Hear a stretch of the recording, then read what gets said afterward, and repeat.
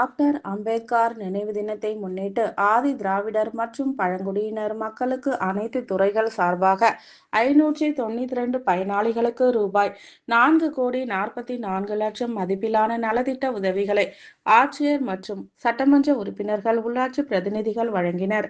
India முழுவதும் இன்று அண்ணல் அம்பேத்கர் நினைவு நாளை முன்னிட்டு அவரது திருவுருவ சிலை மற்றும் திருவுருவ படத்திற்கு மலர் மாலை அணிவித்து மலர் தூவி பல்வேறு தரப்பினர் அஞ்சலி செலுத்தி வருகின்றனர்.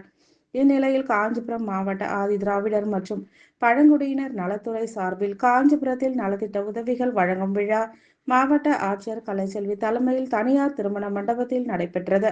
இதில் உத்திரமேரூர் சட்டமன்ற உறுப்பினர் சுந்தர், காஞ்சிபுரம் சட்டமன்ற உறுப்பினர் எழிலரசன், மேயர் மகாலட்சுமி, உள்ளாட்சி பிரதிநிதிகள் கலந்து கொண்டனர். இதற்கு முன்பாக சென்னை பெருநகர குடிநீர் வழங்கல் துறை சார்பாக 100 கழிவுநீர் அகற்றும் இயந்திரங்களை ஆதி திராவிடர் மற்றும் பழங்குடி இன மக்களை தொழில் முனைவராக மாற்றும் திட்டத்தின் கீழ் வழங்கி முதலமைச்சர் ஸ்டாலின் துவக்கி வைத்தார்.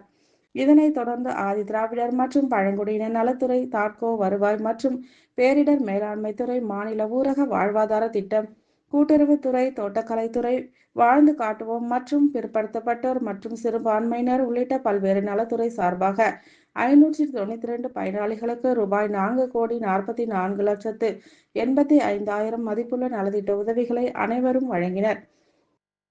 முதலமைச்சர் தொடங்கிய திட்டத்தின் மூலம் ஆதி திராவிடர் மற்றும் பழங்குடியின மக்கள் தொழில் முனைவோராக மாற தமிழக அரசு அனைத்து உதவிகளும் செய்து வருவதை அனைவரும் பயன்படுத்திக் கொள்ள வேண்டும் எனவும் இந்நிகழ்ச்சியில் அனைவரும் கேட்டுக்கொண்டனர். இதனைத் தொடர்ந்து மாநகராட்சி துப்புரவு தூய்மை பணியாளர்களுக்கு காலணி, கையுறை, ஹெல்மெட் உள்ளிட்ட பாதுகாப்பு உபகரணங்கள் வழங்கப்பட்டது.